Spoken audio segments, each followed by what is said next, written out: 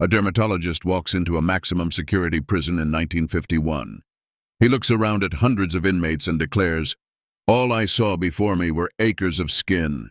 It was like a farmer seeing a fertile field.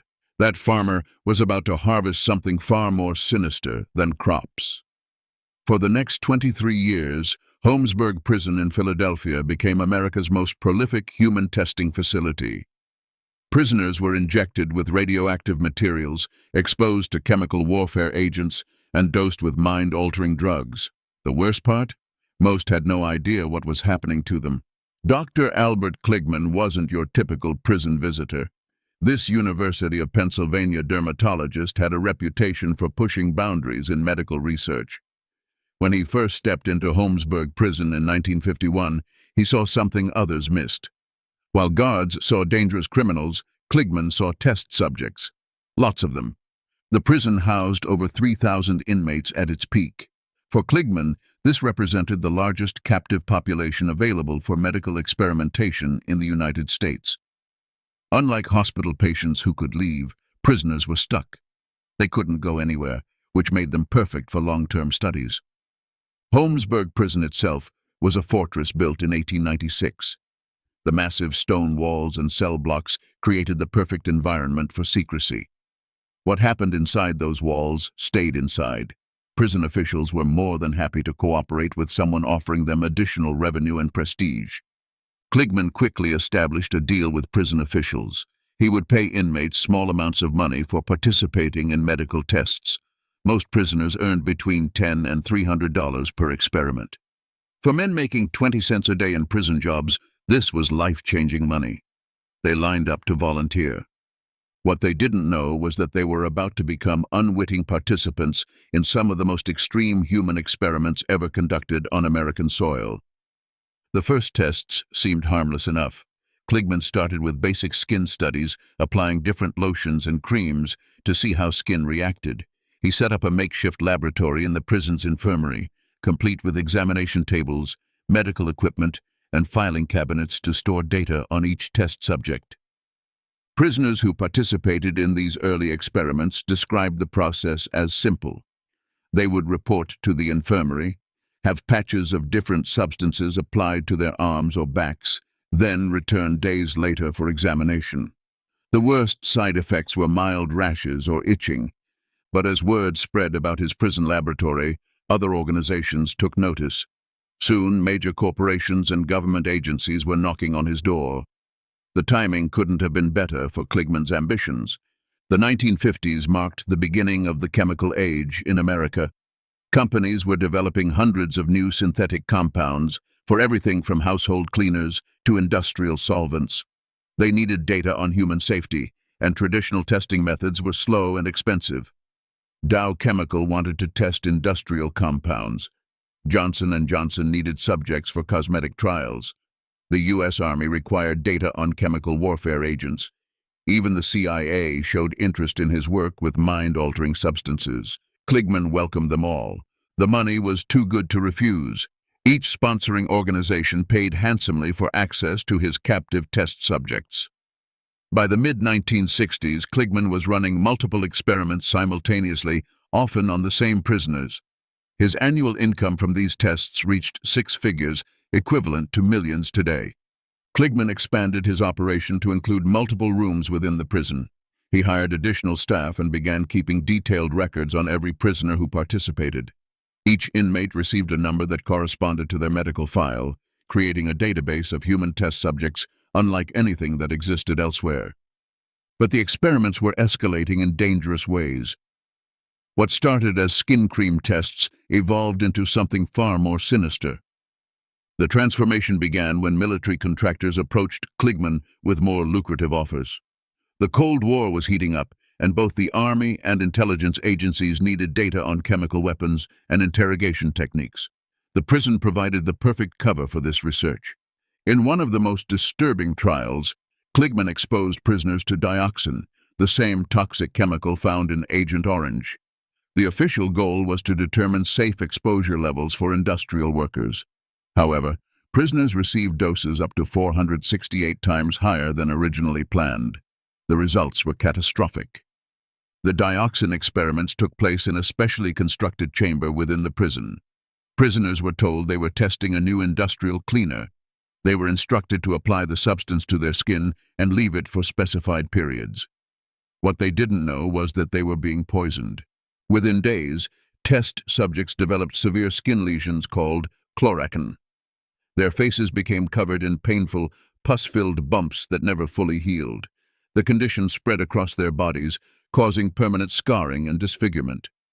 Many prisoners reported that decades later, they still suffered from skin problems, liver damage, and other health issues linked to dioxin exposure. The dioxin experiments revealed Kligman's complete disregard for human safety. Internal documents later showed he knew the doses were dangerously high, but continued anyway. When prisoners complained about severe reactions, he dismissed their concerns as exaggerated. Some prisoners begged to be removed from the dioxin study as their conditions worsened. Kligman refused, insisting that completing the full testing protocol was more important than their comfort. Several men were forced to continue the experiments, even as their skin was literally rotting away. Another series of experiments focused on the mind. Working with the U.S. Army and possibly the CIA, Kligman dosed prisoners with various psychotropic drugs. The goal was to find the perfect incapacitating agent, something that could disable enemy soldiers without killing them. The drug experiments took place in isolated cells where subjects could be monitored around the clock. Prisoners were told they were participating in studies on new medications for anxiety and depression. The reality was far more sinister. Prisoners were given LSD, PCP, and experimental compounds that had never been tested on humans. They experienced hallucinations, paranoia, and complete breaks from reality. Some tests lasted for weeks, with subjects kept in isolation while under the influence of these powerful drugs. One prisoner described feeling like his skin was crawling with insects for days after a drug trial. Another reported seeing monsters in his cell for weeks. The psychological trauma from these experiments lasted long after the drugs wore off. The drug testing protocol was designed to push subjects to their breaking point. Kligman wanted to know the exact dosage that would incapacitate 50% of test subjects, a measurement he called the MED50. Finding this number required administering increasingly dangerous doses until half the subjects collapsed or became completely unresponsive. Some prisoners never fully recovered from the drug experiments. They developed permanent psychological problems, including chronic anxiety, depression, and flashbacks similar to those experienced by combat veterans. The prison's medical records show that several subjects were transferred to psychiatric facilities after participating in these studies. The radioactive experiments were equally horrifying. Kligman injected prisoners with radioactive materials to study how the body processed these substances. The long-term cancer risks were unknown at the time, but that didn't stop him from proceeding. These experiments were conducted in partnership with nuclear research facilities and weapons manufacturers. The goal was to understand how radioactive contamination affected human health, data that would be valuable for both military and civilian nuclear programs. Some prisoners received radioactive calcium injections. Others had radioactive materials applied directly to their skin. Still others were forced to ingest radioactive compounds mixed with food or water. The goal was to trace how these substances moved through the human body. What Kligman didn't consider were the potential consequences decades later. The radioactive testing required special equipment, including Geiger counters and lead-lined rooms. Prisoners were monitored for weeks or months after exposure to track the movement of radioactive materials through their bodies. Many subjects reported feeling sick immediately after the injections, but were told this was normal.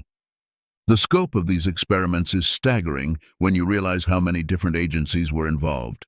If you're finding this as disturbing as we are, make sure to subscribe because we're uncovering more hidden historical atrocities that mainstream sources won't touch. The beauty industry also wanted access to Kligman subjects. Cosmetic companies needed to test new products for safety and effectiveness. This might sound less dangerous than chemical warfare agents, but these tests were equally problematic.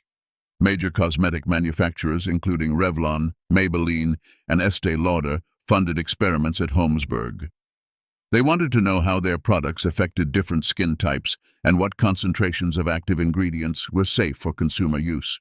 Prisoners had experimental shampoos, deodorants, and skin creams applied for weeks at a time. Many products caused severe allergic reactions. Some prisoners developed permanent scarring from cosmetic tests. Others suffered chemical burns from untested formulations. The cosmetic experiments often involved applying products to large areas of the body and leaving them for extended periods.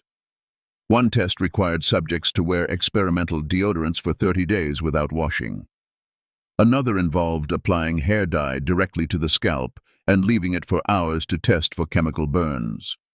Perfume and cologne testing was particularly brutal. Prisoners had concentrated fragrances applied to their skin in amounts far exceeding normal use. Many developed severe respiratory problems from inhaling concentrated chemical fragrances. Some suffered permanent damage to their sense of smell. The soap and detergent experiments were designed to test the limits of human skin tolerance. Prisoners were instructed to wash with experimental cleaners multiple times per day for weeks. Many developed severe dermatitis and chemical burns from these tests. The ethical problems were obvious from the start. Prisoners couldn't give true informed consent because they weren't told what substances they were receiving or what the potential risks were. Many couldn't even read the consent forms they were signing. The consent process was a complete sham. Prisoners were handed forms written in complex medical terminology and told to sign at the bottom. Most forms simply stated that the subject agreed to participate in medical research without specifying what that research entailed. The power dynamic made genuine consent impossible. Prisoners needed the money from experiments to buy basic necessities like soap, toothpaste, and food from the commissary. Refusing to participate meant losing their only source of income. Prison officials actively encouraged participation. Guards told inmates that cooperating with medical tests would look good on their records and might help with parole. This coercion made voluntary consent meaningless. Some prisoners who initially volunteered later tried to withdraw from experiments when they experienced severe side effects. They were told that leaving early would result in disciplinary action and possible extension of their sentences. Most felt they had no choice but to continue. Kligman later admitted that he viewed prisoners as less than human. In interviews, he described them as perfect test subjects because their lives had no value to society. This dehumanization allowed him to justify exposing them to substances that could cause permanent harm or death. The experiments continued for over 2 decades with minimal oversight. Medical review boards didn't exist in the 1950s and 1960s. Kligman essentially regulated himself, deciding which experiments were safe and which were too dangerous. The lack of oversight meant that experiments often continued, even when they were clearly causing serious harm. Internal memos show that Kligman was aware of severe reactions in multiple studies, but chose to continue testing rather than protect his subjects' health. By the late 1960s, some experiments were so extreme that even prison guards expressed concern. Several guards reported that prisoners participating in certain studies appeared seriously ill for weeks after testing. These reports were ignored by prison administrators who were profiting from the arrangement. By the early 1970s, public awareness about human experimentation was growing. The Nuremberg trials had established international standards for medical research, but these rules were largely ignored in American prisons. Media investigations began exposing the extent of prison-based medical testing across the country. The first major expose came from a Philadelphia journalist who had been investigating conditions at local prisons. When he learned about the medical experiments, he began interviewing former inmates and gathering documentation about the testing program. In 1973, a Philadelphia newspaper published the first detailed report about Holmesburg's experiments. The story revealed the extent of testing and the severe health problems many former prisoners were experiencing. Public outrage forced prison officials to shut down the medical testing program, but the damage was already done. Thousands of men had been exposed to dangerous substances without their knowledge or consent. Many were suffering from long-term health problems that would plague them for the rest of their lives. Former test subjects began filing lawsuits against Kligman, the University of Pennsylvania, and the companies that sponsored the experiments. Most cases were dismissed because too much time had passed or because prisoners were considered unreliable witnesses. The legal system that had failed to protect these men from exploitation now failed to provide them with justice or compensation for their suffering. Courts ruled that the statute of limitations had expired for most claims and that prisoners had assumed the risk by voluntarily participating. In 1998, journalist Alan Hornblum published Acres of Skin, a comprehensive investigation of the Holmesburg experiments. His book revealed the full extent of what had happened and gave voice to the prisoners who had been silenced for decades. Hornblum's research showed that Kligman had conducted over 150 different experiments involving nearly 3,000 prisoners. The total number of individual tests exceeded 10,000. This made Holmesburg one of the largest human experimentation sites in world history. The book also revealed that many experiments had no legitimate scientific purpose. Some tests were designed simply to see what would happen when humans were exposed to various substances. The results were often not even published in medical journals. Hornblum interviewed dozens of former prisoners who described their experiences in detail. Many suffered from ongoing health problems they believed were linked to their participation in the experiments. Others dealt with psychological trauma from the abuse they endured. Kligman continued his career after the prison experiments ended. He went on to develop Retin-A, a popular acne treatment that made him millions of dollars. He received numerous awards from medical organizations and was considered a pioneer in dermatology research.